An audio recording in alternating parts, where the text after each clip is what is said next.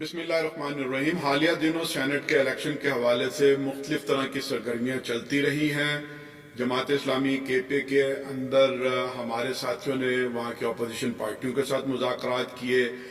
آج بھی محمد علی درانی صاحب محترم امیر جماعت سراج الحق صاحب کے ساتھ انہوں نے ملاقات کی، میں بھی اس ملاقات میں موجود تھا۔ پھر اعجاز احمد چودھری صاحب جو پی ٹی آئی کے رہنما ہیں اور اس وقت سینیٹر منتخب ہوئے ہیں، وہ بھی یہاں پر منصورہ تشریف لائے اور انہوں نے مجھ سے ملاقات کی۔ اس پورے تناظر میں جماعت اسلامی نے یہ طے کیا ہے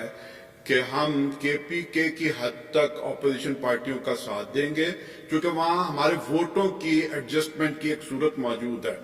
وہاں اپوزیشن کی پارٹیاں جماعت اسلامی کی خاتون امیدوار کو ووٹ دیں گی اور اس کے بدلے میں جماعت اسلامی کے ارکان ان کے جنرل سیٹ اور پروفیشنل سیٹ اور اقلیت کو امیدواران کو ووٹ دیں گے، جبکہ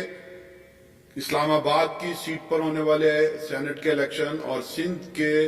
سینٹ کے الیکشن میں ہمارے پاس کوئی ایسا راستہ نہیں تھا کہ ہم ووٹوں کے ایکسچینج کو ممکن بناتے، تو لہذا جماعت اسلامی کی مرکزی مجلس عاملہ نے یہ طے کیا ہے کہ ان دونوں جگہوں پر ہم ایبسٹین رہیں گے اور ہماری ایڈجسٹمنٹ صرف اور صرف کے پی کے کی حد تک محدود رہے گی۔